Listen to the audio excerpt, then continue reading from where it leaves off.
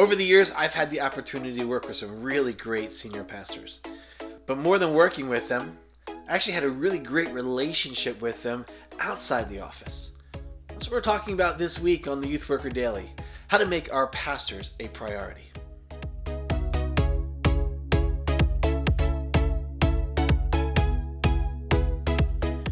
Hey everybody, welcome back to the Youth Worker Daily, where we hope to encourage youth workers like you with tools, tips, resources, and helps so that you thrive in your ministry.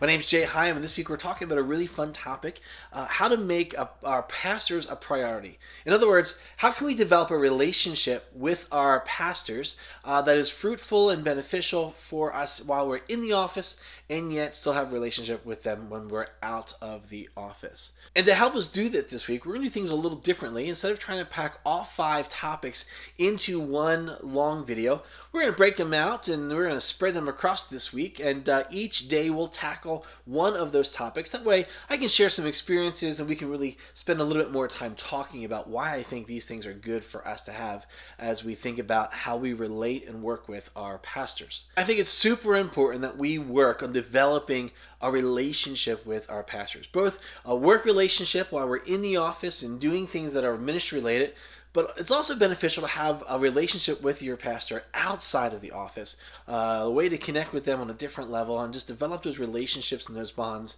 Because I think a senior pastor can really play an integral role, not only just in your ministry, but in your own development as a youth worker and as a pastor.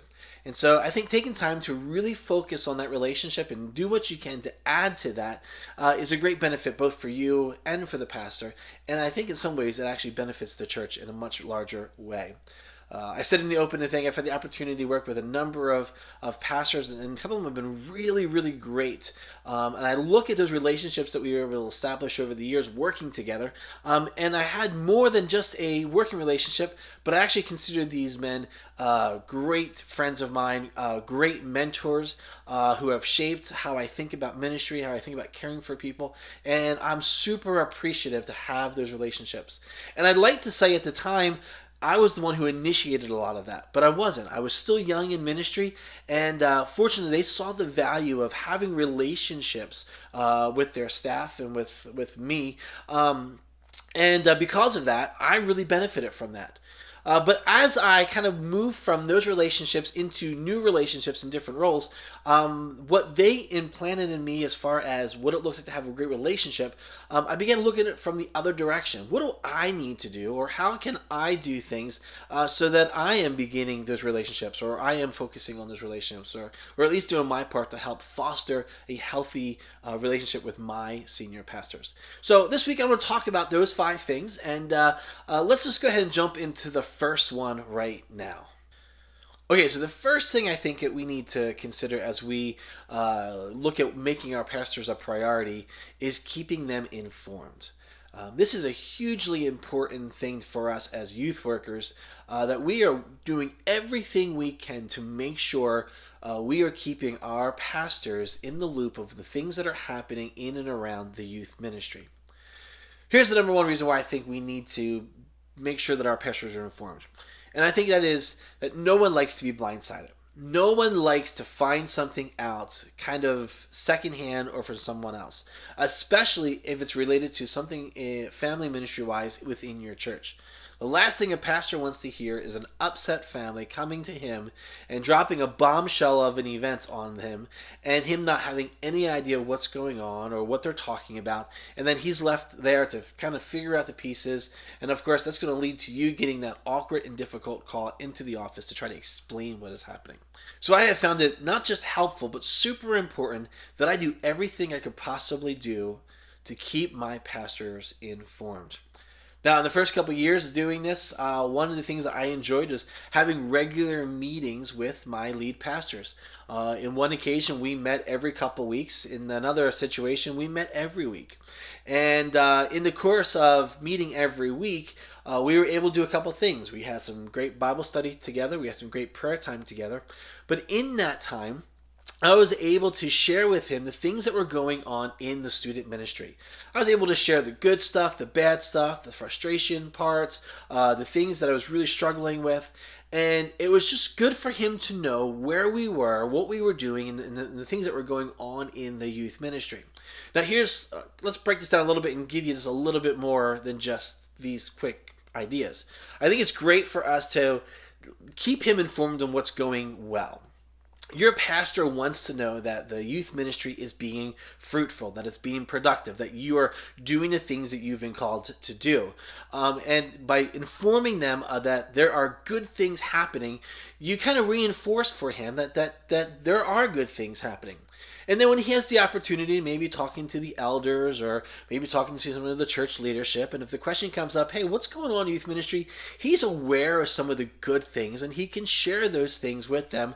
And that looks good for your ministry, that sounds good for you, and that does great for the overall workings of the church. So tell him the good things. Let him know what God's doing within your ministry. And keep him abreast to those things, because that's great. But don't just give him the good stuff. Let him know the other stuff that's happening as well. So you're having difficulty with a student, let him know that you're having difficulty with a student. Is there an issue with a parent? Let him know that there's an issue with the parent.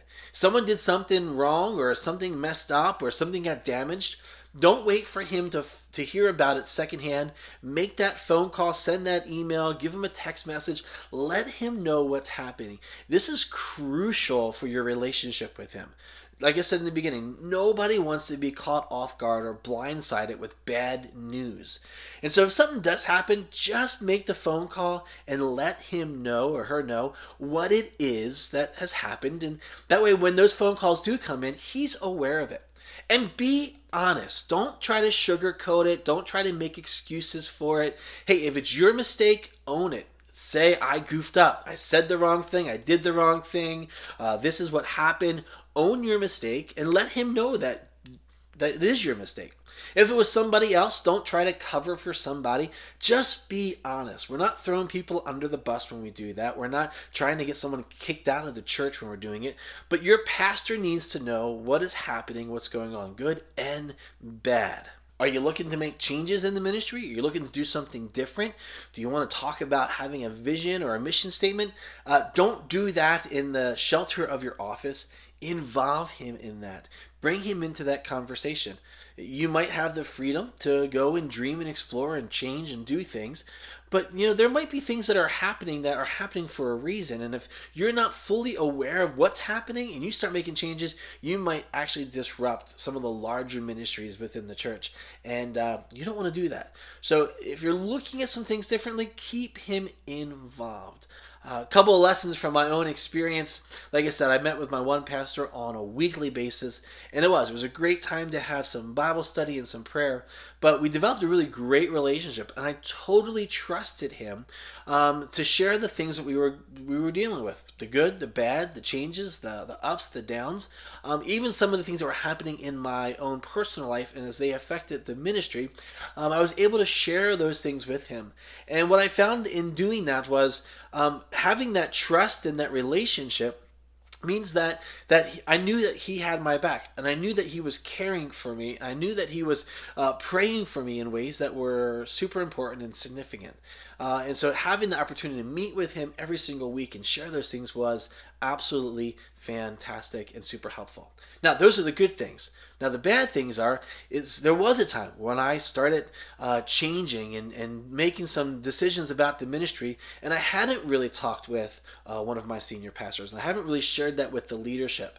And it actually led to questions coming of why are these things happening? Why are these things? Why is the youth ministry doing this? Why is Jay not doing this like the other guy used to? And I actually found that in doing that I really damaged my credibility and how people saw me, because they thought I was being a little backhanded or a little secretive.